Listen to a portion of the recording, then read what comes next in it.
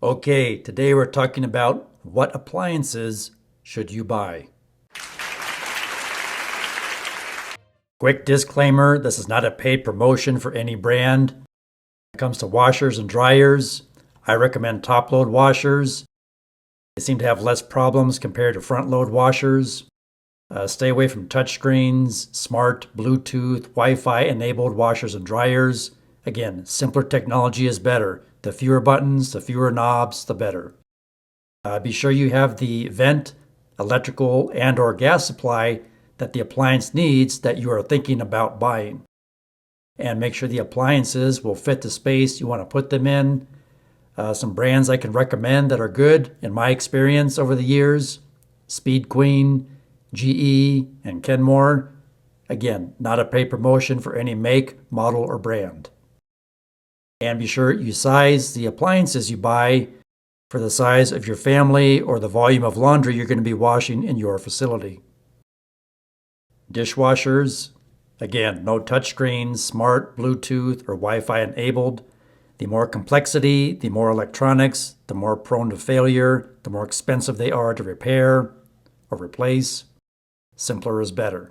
The fewer controls, the fewer options, the better. Simple knob, a few push buttons, that's all you need. Be sure you have the electrical, water, and drain hookups needed to replace your dishwasher or install a new dishwasher if you've never had one installed before. And make sure that appliance will fit the space you want to put it in. Again, not a paid promo, but I've seen good luck with GE, Kenmore, and Whirlpool. To be honest, all appliance manufacturers have issues from time to time. I've just noticed more problems with some of the other brands like LG or Samsung. I was a residential service technician for a while, and I've been in the facilities maintenance management space for over 20 years. So that's where my experience comes from for this video. Okay, moving on to refrigerators. Again, no touchscreens, smart, Bluetooth, or Wi-Fi enabled. Again, the more complexity, the more electronics, the more likely it is to fail, the more expensive it will be to repair or replace. Simpler is better. I prefer and recommend top freezer refrigerators. Stay away from multiple drawers and doors and openings. That's more chance for gasket leaks. Again, more complexity, more expense. Stay away from indoor ice makers. Ice makers are one of the top failure points on a lot of refrigerators, no matter what style you buy. An in-freezer ice maker is best, or use the simple ice trays in your freezer. Make sure the appliance will fit the space because you need clearance for airflow. Usually, let's say an inch on the left side, an inch on the right, an inch or two in the back. Also, don't jam a bunch of stuff on top of your refrigerator, blocking airflow up there either. Make sure you clean the condenser coil on the back of your refrigerator annually. And change the water filter, if it has one, every 6 months. Again, I would recommend GE, Kenmore, and Whirlpool. I've had good luck with those brands. The Samsung ice makers, in my experience, are notorious for having problems and failures. Just a heads up. So let's talk about stoves. Again, no touchscreens, smart, Bluetooth, or Wi-Fi enabled. Simpler is better. And be sure you have the electrical or gas hookups needed for your stove oven combination that you're buying. Make sure the appliance will fit the space you want to have it installed. Again, GE, Kenmore, Whirlpool would be ones I could recommend. Although I've also used a Samsung range for several years with no problems. Again, everybody's experience is different. And I'd recommend staying away from ranges that have the knobs across the front near the front edge of the stove. They're a safety hazard. You can accidentally turn them on or off and not realize it, especially if you're talking about a gas stove. Kids or pets can reach it. I recommend always having the type of stove where the knobs are on the back of the stove, like you see in this picture. And if you do go with the gas stove, make sure you have proper ventilation to the outside to get the exhaust fumes out of the structure. Moving on to water heaters. I recommend tank type water heaters like this picture here because they're simpler.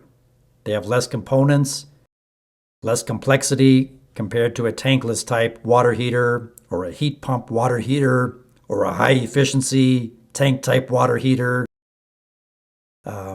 Be sure you have the electrical and gas supply needed and venting needed for whatever water heater you're replacing or installing. Make sure the appliance will fit in the space you need to install it. Check with your local authority having jurisdiction for any code requirements for any appliance you install. And make sure it's sized properly for your needs. A.O. Smith is a good brand I've had good luck with. I'm not saying they're perfect. There's other brands out there you can try. I'm sure everyone has their personal preference. And again, comparing a tank type water heater to a tankless, if we look quickly at all the internal components on a tankless, you can see there's a lot of complexity in here. Wow. Again, more complexity equals higher upfront cost and higher repair costs down the road, and more likely you have a failure of some component and you're out of hot water. Also, these tankless water heaters usually require more gas than a tank type water heater.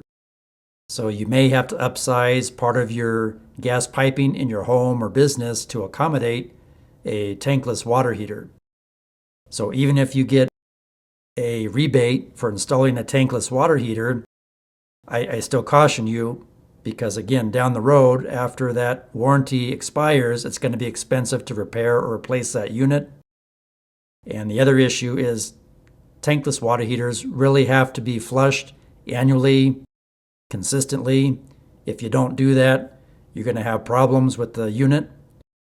Another thing to draw your attention to here is the PVC exhaust and supply air piping on the top of this tankless water heater.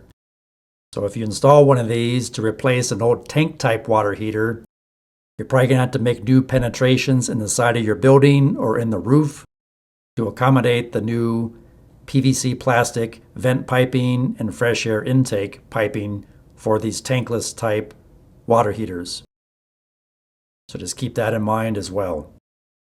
So if you need to replace your furnace or your HVAC system in totality or just your condensing unit outside, even with rebates, if you go with a heat pump or a more high efficiency unit, they're going to be more expensive again to maintain in the long run and repair in the long run.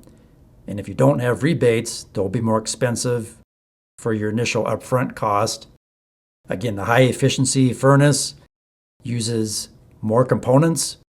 They also require that PVC exhaust pipe compared to the standard efficiency furnace that uses the metal exhaust pipe. So that may be an issue. You might have to do new penetrations in your roof or the side of your building to accommodate that. Also, new high efficiency furnaces also require an additional condensate drain line for the furnace. You have your condensate drain line for the evaporator coil, but these new high efficiency furnaces are so efficient in the combustion process, they produce a lot of condensate, and it's highly acidic. So not only do you need to have a drain line for that, but local authority having jurisdiction might require an inline treatment before you can discharge that to the city sewer, for example. Wow. So again, more complexity, more cost. I hope this information helps you. Please like, share, subscribe, leave me a comment, and thanks for watching.